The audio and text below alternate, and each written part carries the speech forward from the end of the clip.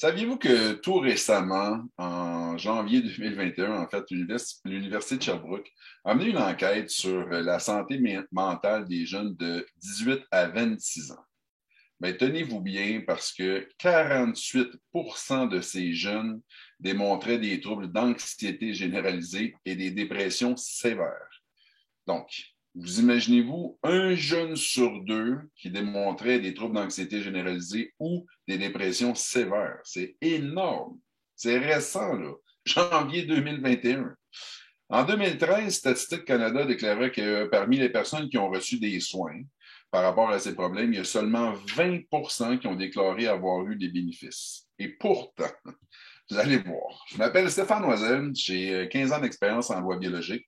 J'ai personnellement aidé beaucoup de gens pour qu'ils et pour qu'elles puissent se libérer de ces troubles anxieux. Ce soir, je vais tout d'abord vous expliquer ma méthode de travail. En deuxième lieu, je vais vous expliquer l'origine de ces troubles anxieux, mes versions loi biologique. Puis, pour finir, je vais surtout faire des collègues qui vont pouvoir vous servir de modèles que vous allez pouvoir utiliser personnellement.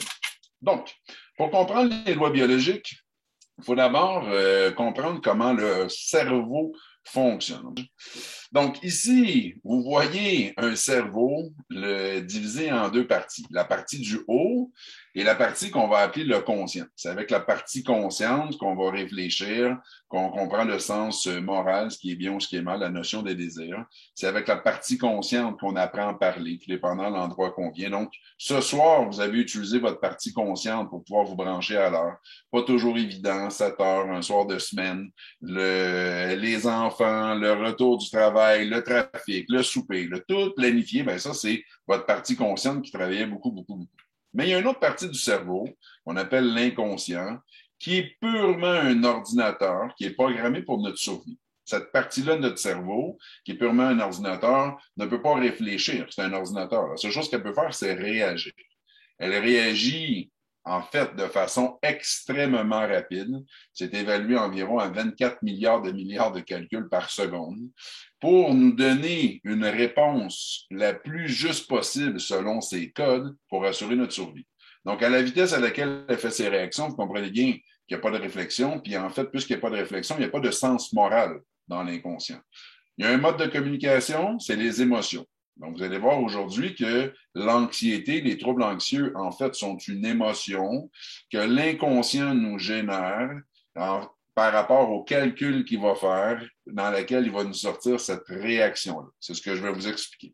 Donc, comment fonctionnent ces données-là? D'où est-ce qu'elles arrivent, ces informations-là, dans notre inconscient, qui fait que l'inconscient de à peu près un jeune sur deux de 18 à 26 ans en ce moment contient des codes qui fait qu'ils vont avoir comme réaction des troubles anxieux. Donc, pour comprendre ça, d'abord, je vais vous demander de vous imaginer si vous vous achèteriez un nouveau téléphone cellulaire. Donc, imaginez que le bas du sablier représenterait le nouvel appareil informatique. Donc, pour l'utiliser, tout d'abord, ce que vous feriez, vous prendriez les données de l'ancien téléphone cellulaire, qui en fait représente le haut du sablier. Vous commenceriez par transférer les données de ce téléphone-là vers le nouveau. C'est le goulot, le centre du sablier.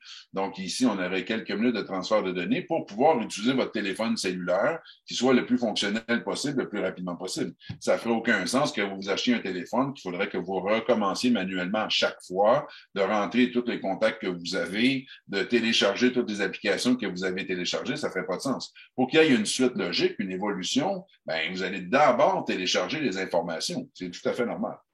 Imaginez qu'au lieu que ce soit un téléphone cellulaire, imaginez que ce soit un ordinateur. Donc, imaginez que le bas du sablier représenterait le nouvel ordinateur. Donc, la première chose que vous feriez, c'est de prendre les données de l'ancien ordinateur pour les transférer dans le nouveau. Donc, le transfert étant le petit goulot que vous voyez où c'est marqué P parallèle S, je vais vous expliquer un petit peu plus tard. Donc, le transfert des données ici, vu que c'est un ordinateur, au lieu de prendre quelques minutes comme un téléphone cellulaire, ça prendrait quelques heures de transfert de données, puis par la suite, vous commenceriez à travailler avec le nouvel ordinateur.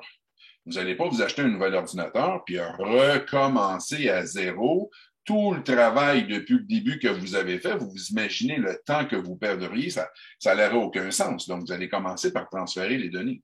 C'est exactement la même chose pour notre ordinateur à nous, pour notre inconscient. C'est-à-dire que lorsqu'un enfant vient au monde, ben, tout d'abord, la première chose qui va se produire, c'est qu'il va y avoir un transfert de données des ordinateurs de ses ancêtres, c'est-à-dire les inconscients de ses ancêtres.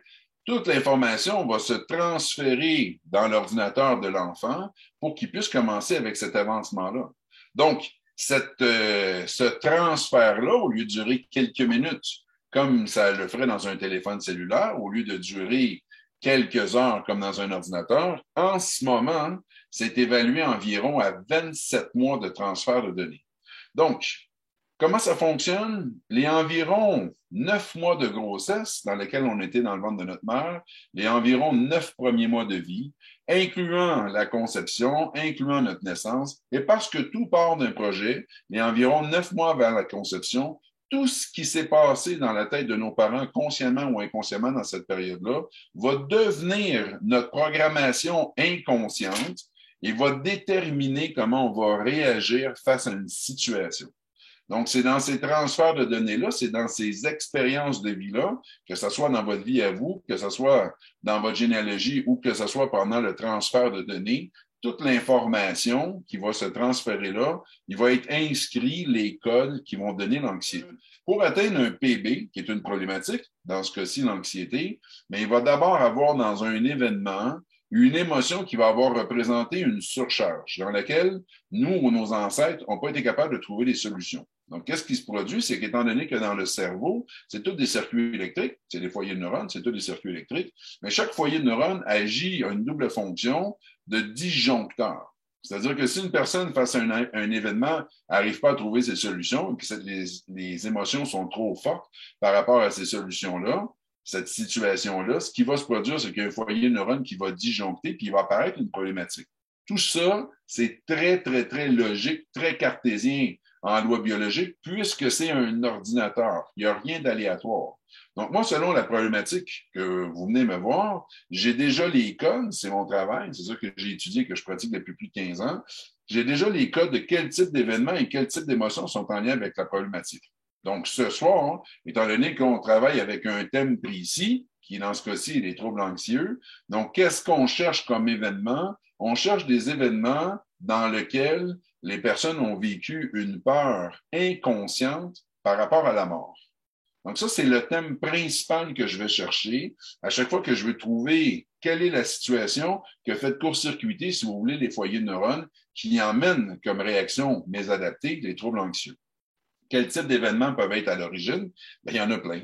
Ça peut être comme problématique une mère qui, quand elle est tombée enceinte, c'était pas vraiment prévu, qu'elle s'est demandé, je le garde-tu ou je le garde pas? Est-ce que finalement je me fais avorter? Donc, est-ce que l'enfant sera mis à mort? Ça peut être une situation où un proche qu'on aimait beaucoup, que ce soit un humain, que ce soit un animal, que ce soit un projet de vie qui, pour nous, était à risque de mourir, donc une fin déterminante, si on veut. Donc, tout ce genre d'événements-là, ce genre de situation-là, dans lesquelles les gens vont vivre une peur par rapport à la mort et qui va avoir créé dans l'inconscient des troubles anxieux. Donc, qu'est-ce qu'on va faire ce soir avec tout ça?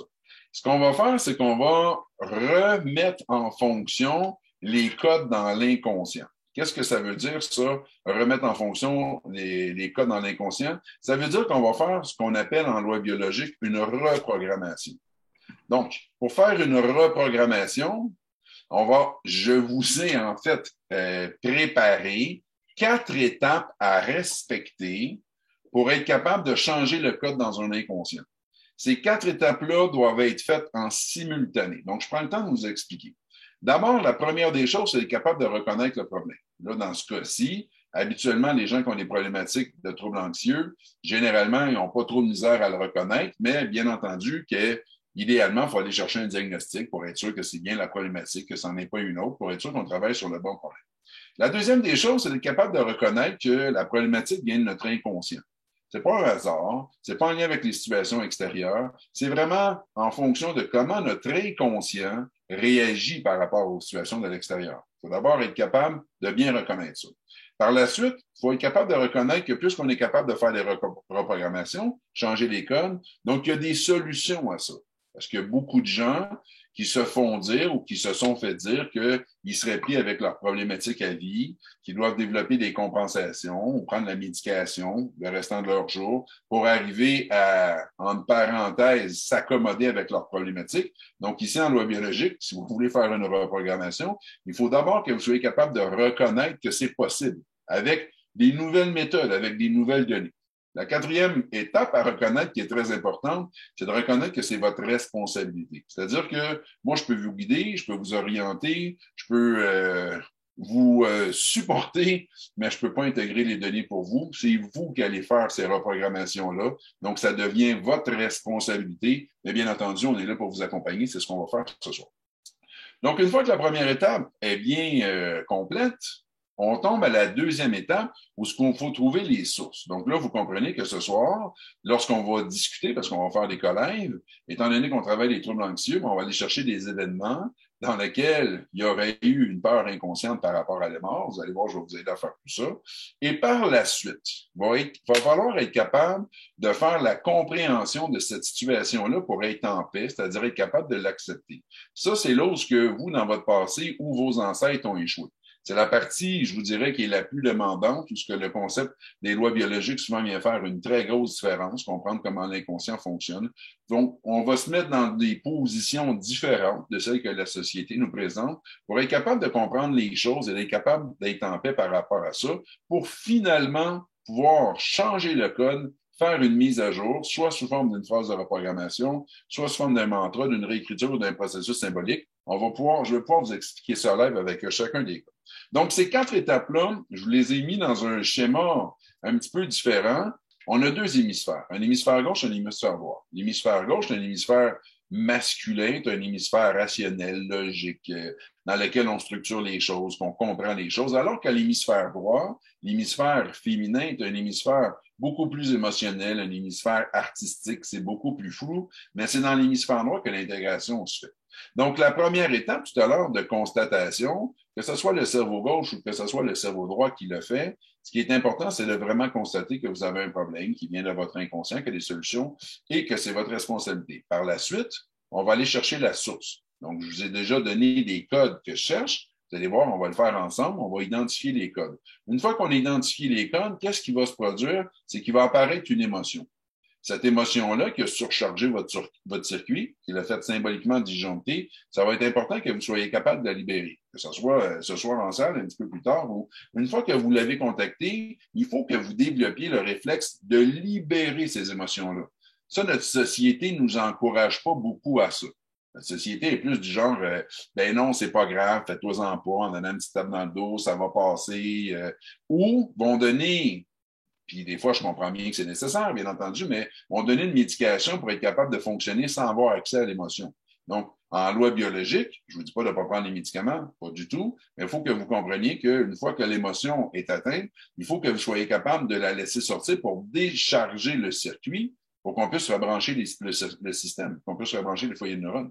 Donc, une fois que le circuit est déchargé, il va falloir le comprendre sous un angle différent. Encore là, je vais vous accompagner ce soir pour être capable d'être en paix avec cette situation-là.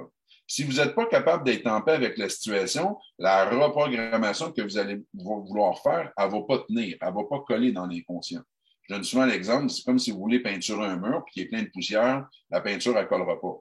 Ou je donne souvent l'exemple, imaginez que votre logiciel Word est ouvert, que vous voulez appliquer une mise à jour, le système va vous dire commence par fermer le logiciel, on va appliquer la mise à jour et par la suite, tu pourras l'ouvrir. La même chose ici. Donc, pour pouvoir faire une reprogrammation, une mise à jour, il va falloir d'abord être en paix. C'est comme si ça fermait le programme, c'est comme si on nettoyait le mur pour pouvoir appliquer la mise à jour sur la problématique d'origine. Donc, je ne veux pas faire plus de théorie pour l'instant. D'ailleurs, toute la théorie que je vais utiliser ce soir, elle est toute déposée sur une plateforme web.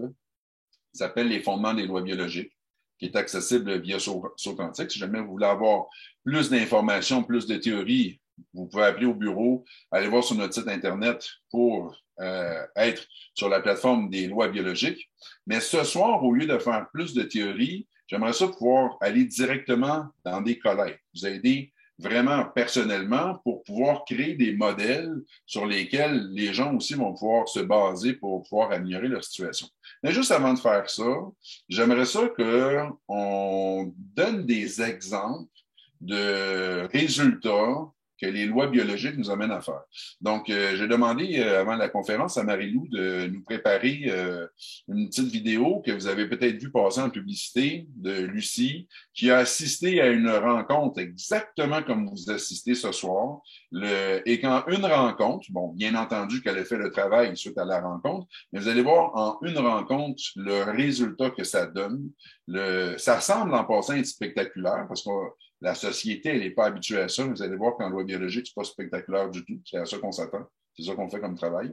Donc, j'aimerais ça, avant de commencer les collègues, de présenter certains cas comme ça. S'il y a des gens dans le groupe ce soir qui avaient déjà utilisé les lois biologiques pour des troubles anxieux, que ce soit pour vous, que ce soit pour vos enfants, ou que vous connaissez des gens proches qui ont eu des résultats intéressants pour appuyer tout ce qu'on est en train de faire. Après la vidéo, ça serait le fun que vous preniez la parole juste pour expliquer sommairement comment est-ce que ça s'est passé pour vous ou pour les gens que vous connaissez. Puis par la suite, on va pouvoir prendre les collègues. Depuis qu'il est tout petit, tout changement dans sa vie est très difficile. Et il fait de l'anxiété, de performance et de l'anxiété généralisée. Tout changement est difficile, tous les rentrées scolaires, juste ses notes, les yeux dans l'eau. Dès qu'il y a un petit changement dans la routine, dès qu'il sort, tous ses repères disparaissent. Parfait. Quand on cherche l'anxiété, dans l'équation, on cherche des événements où est-ce que l'émotion a été une peur. En fait, pour lui en ce moment-là, c'est une peur inconsciente par rapport à la mort. C'est ce qu'on cherche le plus. Donc, raconte-moi ce qui s'est passé à sa grossesse. J'ai appris que j'étais enceinte à ma fête, mais ça a été aussi la journée de la mort de grand-papa. Et j'ai accouché. Et j'ai accouché 3 jours avant la mort de mon père. OK. Donc, déjà, on comprend l'anxiété à côté. Là. J'ai un nouveau fils du haut de ses 12 ans. Il a enfin une vie normale, il faisait de l'anxiété généralisée. Il n'y avait rien à faire. Pas de fête d'amis, pas dormir chez des amis. Les rentrées scolaires étaient l'enfer. Fallait qu'on le garroche dans sa classe puis même si c'est la même école pendant 7 ans, rien à faire. Et cette année, il est rentré au secondaire, seul, en autobus. Ses profs me disent que ça va bien. Il y avait un exposé oral à la 2e semaine dans une classe où il connaît personne. Il est le seul de son école dans cette classe-là. Il a fait son oral. Il s'est pas préparé. J'ai dormi parce que je me suis préparée 1 semaine en avance à ne pas aller travailler parce que je me suis dit, c'est clair, je dors pas de la semaine parce qu'il faut que je m'occupe de mon fils pendant la nuit. Rien. C'est magique. Ça peut être facile. Ça fait du bien à moi aussi parce que ça a le rapport avec le deuil de mon père. Mais mon fils, ça a été comme à couper au couteau, là. C'est 2 enfants totalement différents. Une rencontre, on prend le temps d'aller travailler dans l'inconscient, ce qui est différent. On ne fait pas de ça dans le monde conventionnel. Donc, on prend le temps de comprendre quels sont les codes à l'origine. On va trouver la situation qui est à l'origine. Vous avez vu, il y a des émotions qui montent, c'est tout à fait normal. Par la suite, j'ai fait un travail pour l'aider à faire ce deuil-là. Là, vous n'avez pas toute la démarche là, de cette rencontre-là. Vous avez ça en passant sur notre chaîne YouTube, par exemple. Jamais vous voulez voir la rencontre au complet. C'est au mois de décembre, l'année dernière, de mémoire, décembre 2020. Donc, on a fait une petite démarche pour qu'il puisse avoir de la compréhension, de l'acceptation au niveau du deuil. Par la suite, on a pu faire la mise à jour. La rencontre suivante, elle nous dit, vous l'avez vu, je ne reconnais plus mon fils. Changement d'école, ça aurait dû être catastrophique. Elle s'est pris 1 semaine de congé en se disant, je ne dormirai pas de la semaine pour pouvoir supporter son fils, mais non, absolument rien. Tout a bien été, pris l'autobus, c'est là, c'est là où on en est. Donc, Richard, tu avais la main levée. Je prends le temps d'écouter ton expérience à toi. Oui, bien en fait, j'en ai plusieurs dans ma famille, mais je vais parler celle de mon garçon parce que ça a été la première, en fait, qui m'a amenée. C'était la première fois que je consultais en loi biologique. Je m'en souviens comme si c'était hier. Hein? Ouais. Puis, ça a été. Mon garçon avait commencé vers les 10 ans. C'était un sportif dans l'âme.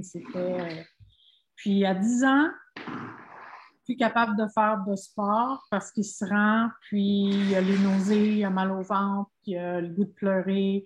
Il était plus capable de tolérer le stress, l'anxiété que la performance apportait. En classe, c'était difficile. Écoute, je me sentais, il était suivi depuis longtemps. Là, on parlait de médication, mais son médecin me disait, il est jeune, 11 ans, médicamenté, il serait mon plus jeune patient. Mais tu sais, on a vu des psychologues, mais je me sentais que c'était comme, mon fils est handicapé d'anxiété. Tu sais, il ne peut plus faire ce qu'il veut. Je me rappelle qu'il y a un bas, il est assis ici dans le salon, il y a un bas de soccer dans sa jambe. Il veut aller à son match parce qu'il vient de se faire repêcher pour aller dans un club élite. Puis il pète une crise. Je peux pas y aller. Bref, on a eu notre rendez-vous. Ça a été un rendez-vous qui a été très, très dur pour moi. Beaucoup d'émotions qui ont monté. Oui, très difficile. Puis c'est complètement disparu. Complètement. Cette semaine même, il me disait, c'était drôle, on rentrait du bois, puis il me dit, Carey Price, il joue plus au hockey, il dit, il est trop anxieux, puis il dit, faudrait vraiment qu'on y écrive pour qu'il aille voir Stéphane. Donc, je sais que pour nous, c'est comme magique. Je sais que toi, tu dis que c'est pas de la magie, mais c'est comme, ça a été une des plus grandes expériences. Puis, tu sais, j'en ai plein d'autres. Là. Ma fille, aujourd'hui, me disait que son anxiété au travail, elle l'a plus. Donc, elle vient de commencer un nouvel emploi. Elle dit, hier soir, je me suis dit, waouh, comme, j'ai pas eu un moment que je me suis encore stressée par rapport à mon nouvel emploi. Donc, c'est incroyable. Puis aujourd'hui, à quel âge, Mathis? Là, il vient d'avoir 13 ans. 13 ans. Puis 10 ans ou 11 ans quand il a consulté? Ça va faire 2 ans en février. Donc 11 ans. Puis là, en ce moment, tu prends la médication? Non. Non, il n'y a rien. Il fait des orales, il parle en classe, il lève sa main, il dit aujourd'hui, je me suis fait applaudir par la prof, j'ai répondu à une question, je suis comme. Génial. Super. Oui. Je te remercie beaucoup, Richard. C'est vraiment apprécié que tu prennes le temps de nous partager ça. Tu salues Mathis, s'il te plaît, de ma part. Oui, j'aurais aimé ça qu'il soit là. Je vais faire le message. Merci. Pas de problème. Tu lui diras un gros merci d'accepter que tu partages. Je me rappellerai toujours de cette rencontre-là, même si ça fait 2 ans, parce que Richard a vraiment trouvé ça difficile. Mais ça, on trouve ça difficile. Ce que je vous l'expliquais tout à l'heure, la raison pour laquelle on trouve ça difficile, c'est que vous êtes porté à analyser les choses sous un versant conscient sur ce que la société vous amène comme sens moral. C'était cette réalité-là qui faisait que pour Richard, c'était si difficile. Donc, j'ai amené à voir les choses sous un angle différent, sous l'angle des lois biologiques. Puis, oups, tout d'un coup, ça devient plus possible. Son garçon comprenait très, très, très bien la situation. Une rencontre. Vous voyez, ça fait 2 ans, ça colle toujours, ça tient toujours. La peinture, elle tient, là. On n'a pas mis de la peinture sur un mur plein de poussière. On a pris le temps de nettoyer ça bien comme il faut. Une bonne couche de bonne peinture, ça tient, c'est excellent. Même pas besoin d'avoir de médicaments et rien de tout ça. Super, merci encore, Richard. J'aimerais savoir, est-ce qu'il y avait une autre personne qui voulait partager une histoire personnelle? Sinon, on va pouvoir embarquer dans les collègues. Il y a Marilyn qui lève la main. Marilyn, la parole est à toi. Marilyn, Salut. une autre multi-résultat, puis je vais toujours me rappeler la première fois que ton fils est venu dans mon bureau. Juste quand même le dire, là, Marilyn était dans le bureau, puis elle était avec son mari qui, lui, était en bas du building, à l'extérieur avec son fils, puis qui disait il veut pas rentrer. Il était à bout des rencontres, plus capable de consulter, tanné. C'est tout juste si son père l'a pas monté de force pour l'emmener jusque dans le corridor, pas dans mon bureau. Puis je me rappellerai toujours, la première fois que je suis allé le voir, j'ai commencé par discuter avec lui dans le corridor pour qu'il accepte de venir dans le bureau. Puis c'est là que nos premières démarches avec ton fils ont commencé. Mais je te laisse raconter ton témoignage à toi. Ben, en fait, j'ai d'abord consulté pour moi. J'étais en arrêt de travail pour un burn-out, un deuxième, puis il n'y a plus rien qui fonctionnait. Puis là, j'ai testé l'approche sur moi, sur deux, trois problématiques, comme j'ai vu qu'il y avait des bons résultats. Puis qu'Antoine avait vraiment besoin, parce que là, on s'en allait droit vers la médication. Papa n'était pas d'accord, moi non plus. Mais il fallait quand même trouver une solution. Donc, nous, on a eu de la chance. Sa pédiatre, elle a dit, ben, écoutez, vous avez l'air de beaux parents, je vous permets de faire ce que vous avez à faire, mais faites-le en sécurité. J'ai dit, je suis pas inquiète. Puis là, on a travaillé l'anxiété de performance, aussi beaucoup d'autres problématiques à l'école, mais vraiment l'anxiété de performance, ce qui était très étonnant, c'est qu'en corrigeant notre garçon, ben on a corrigé papa aussi, parce que lui aussi vivait avec ça. Et ce qui était étonnant aussi, c'est que moi et son petit frère, on avait la même programmation, mais à l'inverse. Fait que nous, faut pas que ça marche du premier coup, tandis que papa et Antoine, il fallait que ça marche du premier coup. Fait qu'on a comme réglé quatre personnes sur une problématique, mais qui avait une teneur, une couleur différente. Puis ça fait combien de temps de ça, Marilyn? Il avait 9 ans, puis il a 13 ans maintenant. Donc, ça fait déjà 4 ans. Puis, tu dirais quoi comme pourcentage d'amélioration pour ton fils? Ben, je vous dirais 100%, là. Il y a même sa professeure de cinquième année qui était sa professeure de première secondaire en français. Puis j'ai testé, ça c'était l'année passée, j'ai dit ah, comment ça va avec Antoine à l'école et tout ça? Ah, elle dit, est-ce qu'il est médicamenté? J'ai dit, oh non, pourquoi? Oh, elle dit, c'est un tout nouveau bonhomme que j'ai devant moi. Ah, j'ai dit, ça se peut, tu sais, des fois, là, en vieillissant, on prend de la maturité, mais tu sais, c'était clairement pas ça, là. Je veux dire, cette problématique-là dans cette petite performance, on l'a travaillé en moins de deux. Puis ce qui est vraiment intéressant, c'est qu'Antoine, il est très jeune, il a compris l'approche, puis il est pratiquement autonome dans le sens où il dit « Hey maman, c'est quoi mon rotule? On peut-tu trouver la source? » Puis j'ai pas beaucoup besoin de faire du travail avec lui.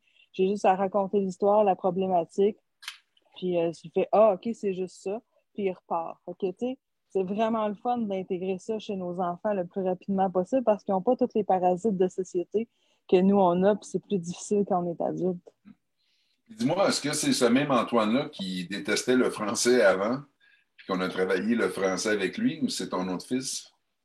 C'est Antoine. Donc, le français, le décodage, la lecture, euh, les erreurs constantes dans ses examens. Tu sais, mettons, on faisait de la belle étude. Ben, il faisait l'étude, puis moi, je l'accompagnais. Théoriquement, il devrait avoir une très bonne note. Il me revenait avec des très mauvaises notes. On a trouvé la source de ça, pourquoi il n'y avait jamais la bonne réponse. Puis pourtant, on avait étudié. Tu sais, ben, il avait étudié. Fait que oui, c'est lui. Puis dernièrement, il disait que, parce qu'avant, le français, c'était sa matière qu'il détestait le plus. Puis aujourd'hui, c'est l'éducation physique qui est sa matière préférée, mais sa Oui, deuxième matière préférée, c'est rendu le français. Vous c'est imaginez-vous? le français. Oui, Vous imaginez-vous la différence? Un enfant qui avait des grosses problématiques académiques, bien, s'il y a des problématiques, c'est parce qu'il y a un problème dans l'ordinateur. Donc, selon le PB, selon la problématique, on allait trouver les codes à l'origine, on faisait les reprogrammations, puis d'une matière qui était extrêmement compliquée, qui lui habituellement, qui l'aurait suivi tout au long de son parcours scolaire, en quelques rencontres, c'est devenu sa matière préférée. puis Merci. d'ailleurs, ce soir, il m'a dit Hey, man, qu'est-ce qui t'est arrivé, toi, dans ta vie avec l'univers social? Il dit J'ai tellement des problèmes avec ce prof-là. Fait que là, je dis Attends un peu, on va réfléchir. Tu sais, moi, c'était des religieuses à l'époque, là. Mais en tout cas, il faut que je travaille là-dessus. Il me donne des défis, cet enfant-là. Ça n'a pas de sens, mais avec la formation, ça te permet d'être de plus en plus autonome, puis prendre des petites rencontres de temps en temps pour trouver une source quand c'est plus difficile. C'est bien intéressant comme approche. Ben, merci beaucoup, beaucoup, beaucoup, Marilyn, de ton témoignage. Alors, Marilou, est-ce que tu peux me dire si on a une personne pour commencer ce soir? La première personne va être Sophie Allard. Super. Alors, Sophie, la parole est à toi. Oui, salut. Salut, Je ne salut. m'attendais pas à être tout de suite. Ben, dans Salut. le fond, On y est. on s'est comme parlé hier, puis j'ai comme découvert qu'il y avait des liens entre justement peur de mort puis anxiété. Puis honnêtement, j'ai même pas eu le temps de réfléchir à ce que je voulais dire. J'ai juste fait comme là, je suis ici, fait que je suis all-in, là. Go, parle-moi de ça. Mais c'est ça, j'étais une bébête anxieuse depuis toujours. Tu sais, ma première journée de la maternelle, je suis revenue, j'ai dit à ma mère, c'est ben trop rushant, je peux plus aller à la maternelle, là, c'est trop dur pour moi, là. Les orales, c'était épouvantable. Stress, mon père était dans l'armée, fait qu'on a bougé beaucoup. Toutes les fois qu'on changeait, déménageait, ben, c'est ça. Les changements, c'était épouvantable. Toute ma vie, j'étais stressée, anxieuse de tout pour rien tout le temps. J'ai jamais compris pourquoi je vivais autant de stress parce que me semble que ma vie va bien. Puis là, Est-ce que c'est tu sûr, as je suis rendue remarqué grande, que, fait que, hein? juste pour comprendre certaines choses, parce que tu me dis que tu as de l'anxiété depuis déjà la maternelle, est-ce que tu me dis aussi que parce qu'il me semble que tu m'as dit que les structures d'horaire étaient compliquées, puis est-ce que pour toi, les déplacements étaient quelque chose de complexe d'organiser, des déplacements de chez toi à l'école ou peu importe, est-ce que ça, c'est quelque Ben chose? oui, parce que mon frère, il a dû m'accompagner en autobus pour faire sûr que je me trompe pas de trajet parce que c'était stressant. Puis même au secondaire, il m'a montré comment prendre l'autobus de ville. Puis là, il fallait qu'il le fasse avec moi avant. Puis c'était comme, c'est ça, ça me prend. Puis même à mon âge, gars, aujourd'hui, j'avais un rendez-vous tantôt, j'ai 30 ans, là. J'avais un rendez-vous tantôt pour aller en ostéopathie à une nouvelle place. Je sais c'est où, c'est dans ma ville. Je connais la personne. J'étais stressée. Puis tu restais Ben non, Mont-Laurier, tu sais. tu n'es pas dans une ville, là, Ben non, c'est super petit chez nous. Je savais où je m'en allais, là. Mais j'étais stressée, j'avais le cœur qui battait, puis là, je me parlais, puis j'étais comme, franchement, là, ça va être correct, tu sais. Je sais, mon rationnel, il me dit que ça va être correct, mais pourquoi en dedans, je suis stressée de même tout le temps? c'est ça, exactement. Ta partie consciente, quand tu as réfléchi, est capable de dire, voyons, Sophie, c'est Ben quoi oui, ton... Ta partie consciente est capable de le dire, mais rien n'empêche que ton inconscient avoir toujours la même réaction sous forme d'émotion qui est une anxiété ou ça qu'il y a des déplacements, sans comprendre pourquoi. Tu n'es pas capable de comprendre consciemment pourquoi, mais il y a vraiment une émotion qui est ingérable. Donc, tu vas voir comment ça fonctionne. En fait, tu m'as donné les informations assez clairement. Donc, tu me dis l'anxiété depuis déjà la maternelle, père dans l'armée, les déplacements sont des choses qui sont compliquées. Donc, nous autres, on cherche un événement ou des événements dans lesquels il y a eu des émotions qui sont des peurs inconscientes par rapport à la mort, qui a donné une problématique d'anxiété, mais surtout dans les déplacements et dans la gestion d'affaires. ben c'était déplacement, oui, mais c'était tout, honnêtement, c'est ça.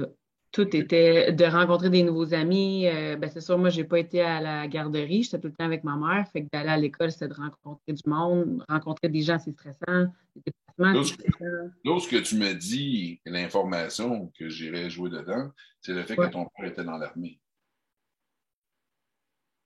Est-ce que tu peux concevoir que ton père et ou ta mère avaient peur? Ton père avait soit peur de mourir dans l'armée et ou ta mère avait peur que ton père décède dans l'armée. Puis Ouais. ça, éventuellement, toi, je ne sais pas si tu t'en es rendu compte, mais c'est allé se placer dans ton inconscient. Est-ce que tu peux déjà concevoir ça? Ben oui, parce que quand mon père il est parti en mission pendant 2 mois, j'ai l'école appelé à la maison pour dire qu'est-ce qui se passe, êtes-vous en séparation parce que je fonctionnais plus, là. J'étais vraiment, j'étais amorphe, j'étais plus là.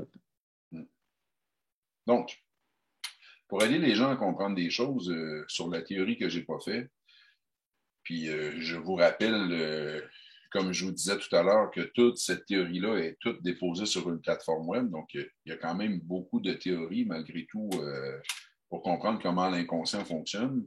Là, je vais t'emmener dans une notion parce que les cerveaux inconscients communiquent ensemble. Donc, l'enfant a une fonction particulière qui est démontrée en loi biologique, c'est de décharger le stress des parents. Parce que, en fait, ça fait des millions d'années qu'on essaie de survivre dans un milieu qui est très, très hostile. Puis qu'est-ce qui s'est produit? C'est que dans une période de temps où l'environnement était très hostile, la survie du clan passait obligatoirement par le parent genre 20-50 ans, là, je vous donne des chiffres quand même aléatoires, mais c'est-à-dire que si lui n'était pas fonctionnel, le clan ne peut pas survivre. Je suis allé travailler aux terres de Baffin avec les Inuits pendant 8 mois de temps. J'ai passé l'hiver là-bas. La température a descendu à moins de 72. Je ne sais pas si vous pouvez vous imaginer à quel point que c'est aride. Puis, bien entendu qu'aujourd'hui, les Inuits, s'ils veulent manger, ils peuvent aller à l'épicerie. C'est rendu accessible pour eux. Mais il n'y a vraiment pas longtemps, ils restent encore dans des igloos. Quand je discutais avec eux, puis ils m'ont emmené beaucoup à la chasse. Quand j'allais chasser avec eux l'hiver, un caribou sur 2, ils le laissaient sur place. Ils l'enterraient, en fait, ils enlevaient l'intérieur de la cage thoracique. Ils prenaient les épaules et les cuisses, les fesses qu'ils mettaient à l'intérieur. Ils enterraient ça avec des roches, parce que là-bas, c'est un permafrost, tu ne peux pas creuser. Ils enterraient ça vraiment, vraiment minutieusement avec des roches pour pas que l'animal soit mangé par les autres bestioles. Ils mettaient les bois en avant. Ils enterraient ça parce que quand ils allaient chasser, ils ne savaient jamais s'il allait être pris dans un blizzard ou pas, combien de temps que ça allait prendre avant qu'ils puissent revenir. Fait qu'ils se laissaient de la nourriture un peu partout sur leur territoire. Donc, dans un milieu hostile comme ça, quand tu vas chasser à cette température-là, avec des blizzards, parce que tu ne vois même pas ta main quand il y a un blizzard, tellement que c'est intense comme tempête, un enfant ne peut pas survivre seul, puis un aîné ne peut plus aller chasser. Donc, quand j'allais chasser avec les Inuits, quand on revenait, la première chose qu'il faisait, c'est qu'il allait aux résidences pour personnes âgées, il allait porter de la viande à ses parents. Par la suite, il allait porter à sa sœur qui était seule. Ensuite, il ramenait le reste de la nourriture chez lui. Moi, il me donnait 0. Pourquoi? Parce que je ne faisais pas partie de son clan. Je n'étais pas quelqu'un de qui il était responsable pour la survie. Donc, ça vous aide à comprendre que pour la survie du clan, en biologie, dans l'inconscient, dans les codes qu'on a, ça passe par le parent. C'est-à-dire que si le parent tombe malade, le reste du clan flanche. Donc, pour garder le parent le plus fonctionnel possible, l'enfant et ou l'aîné va devenir un tampon. Donc, là, il faut d'abord comprendre que les inconscients communiquent ensemble. Comme je vous dis, je ne fais pas toute la théorie, mais déjà, vous pouvez vous imaginer que si les téléphones cellulaires, qui est un ordinateur très, très basique, est capable de communiquer ensemble. D'ailleurs, moi, ce soir, je suis sans fil. Mon ordinateur prend ma voix, la met dans un signal, dans une onde, prend mon image, la met dans un signal, dans une onde, qu'on n'entend pas, qu'on ne voit pas, qu'on ne sent pas, qu'on ne perçoit pas. Et pourtant, peu importe où est-ce que vous êtes tout le monde ce soir, vous recevez le signal en simultané. Votre système décode ma voix, décode tout, vous recevez tout. Donc, si nos systèmes informatiques sont capables de le faire, soyez assurés que les inconscients sont capables de le faire. D'ailleurs, combien de fois vous êtes arrivé de répondre au téléphone, de dire « Ah, justement, je pensais à toi ». Ou des fois, les oreilles vous cillent, puis vous dites « Ah oui, un tel doit penser à moi », ou vous dites « Les oreilles devaient ciller parce que je pensais à toi ». Vous le savez, ça. Donc, qu'est-ce qui se produit? C'est que d'inconscient en inconscient, quand un des deux parents vit un stress qui est trop fort, l'enfant doit tamponner ça. Fait que, bien entendu que quand ton père était en mission, pour ta mère, ça a été terrible. Puis peut-être même pour ton père aussi. Oui, mais ben moi et mon père, on est très proches. Là, mais qu'est-ce qui s'est produit? C'est que ce soit toi, que ce soit ton père ou que ce soit ta mère, il y a eu une part inconsciente par rapport à la mort qui s'est mise en place, qui a fait sauter tes circuits dans l'inconscient, puis tu es resté pris avec ça. Parce que ton circuit n'a jamais été reparti. Là, aujourd'hui, tu as 30 ans, tu es beaucoup plus vieille. Ton père, est-ce qu'il est encore dans l'armée? Non. C'est ça qui est le fun, là. C'est que ça, c'est le genre de cas où on a des résultats instantanés. Sophie, prépare-toi, là. C'est vraiment la dernière journée que tu vas vivre l'anxiété. Puis, tu en as vu les témoignages là, tout à l'heure. Là. Vous en avez entendu. Donc, là, vous allez assister live à ce genre de situation-là. Vous allez assister live à une Sophie qui a de la misère à se promener dans une petite ville, qui va dans un premier endroit pour une première fois, à une Sophie qui va vous dire « J'y suis allé à New York, puis je me déplaçais comme un rien ». Je sais que ça semble pour vous invraisemblable. Je le comprends, mais qu'est-ce que vous voulez que je vous dise? C'est là qu'on est rendu. On est en 2021, là. Il faut se mettre à jour, là. Il existe, ce potentiel-là, il existe. On l'a. La seule chose, c'est que ça dérange. On va s'entendre que les compagnies pharmaceutiques préfèrent encore que les gens prennent la médication que Les gens viennent voir une approche comme la nôtre. Qu'est-ce que vous voulez? C'est comme ça. C'est une étape, c'est une transition qui est en train de se faire, mais ça existe bien. Donc, tu n'as pas de misère à constater que tu fais de l'anxiété, que c'est pas normal. Tu es d'accord que ça vient de ton inconscient, parce que c'est pas la réalité extérieure qui peut justifier ton anxiété. Aujourd'hui, tu comprends les reprogrammations. Est-ce que tu es capable de concevoir que des solutions à ça? Mm-hmm. Parfait. Puis, tu es quand même d'accord que c'est ta responsabilité. Hein? Tu es là, c'est toi qui as sauté, c'est toi qui as dit, garde, je suis là, je pensais pas passer la première, mais j'y vais. Ça, c'est te responsabiliser, ça. Ça, c'est excellent. Donc, par la suite, il fallait trouver les sources, c'est-à-dire qu'à partir du moment qu'on a constaté qu'il y a un problème, il faut trouver les sources. Là, tu comprends qu'en fait, le fait que ton père était dans l'armée, il y a eu un stress par rapport à la mort qui s'est mis en place, que tu as été obligé de décharger tes parents, que toi-même, tu as probablement vécu des stress par rapport à ça, qui a été ingérable. Fait que les foyers de neurones qui géraient ce surstress-là, comme un disjoncteur dans un panneau électrique, ils ont tout simplement disjoncté. Puis ce que ça le fait, c'est que ça s'est manifesté sous forme d'émotion, qui est le langage de l'inconscient qui disait il y a un danger par rapport à la mort, il y a un danger par rapport à la mort, il y a un danger par rapport à la mort. Puis tant au son temps, quand cette flux est disjoncté, il t'envoie toujours le même signal quand il y a moindrement une petite variation. Tu me suis bien là-dessus? Oui. Parfait. Maintenant, est-ce que tu es capable de comprendre que c'est normal que ta mère flippait, puis même que ton père, une fois rendu en mission, il a peut-être lui-même flippé parce qu'il s'est dit, tabarnouche, il y a un moment donné où j'étais très courageux, puis là, j'ai une fille, puis j'ai une femme, puis c'est bizarre. On dirait que ça ne me tente plus de me mettre en danger comme avant, puis qu'il a peut-être eu très peur lui aussi. Est-ce que tu es capable de comprendre ça? Ah, 100%, il me l'a dit. Bon, tu vois. Fait que maintenant, tu sais, on est capable d'être en paix face à cette réalité-là. Si on le comprend, c'est tout à fait normal. On ne peut pas leur en vouloir. Pas d'en vouloir à personne. Puis lui, ben, il s'est engagé. Fait qu'il était, il ne peut pas en vouloir à l'armée de l'avoir envoyé en mission. C'était ça qui était son travail. Fait que, on est capable de comprendre toutes ces choses-là puis d'être en paix. Puis là, ce que c'est super facile, c'est que ta mise à jour, elle se fait comme ça parce qu'aujourd'hui, il n'est plus dans l'armée. Donc, en fait, aujourd'hui, il n'y en a plus de danger par rapport à la mort comme il y en avait avant. Est-ce que tu es d'accord avec moi? Oui. Parfait. Maintenant, est-ce que ton père a un problème de santé grave? Est-ce qu'il est sur le bord, il est aux soins intensifs, mais on ne sait pas ce qui va se passer avec lui? Oui, va super bien. Non. Parfait. Tu vois, sérieusement, Sophie, là, ça, là, c'est des causes que si tu veux, ça se fait instantanément.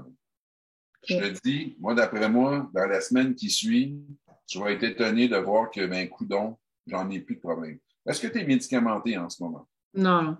Okay. J'ai des tocs, là, j'ai plein d'affaires, mais je n'ai pas de médicaments.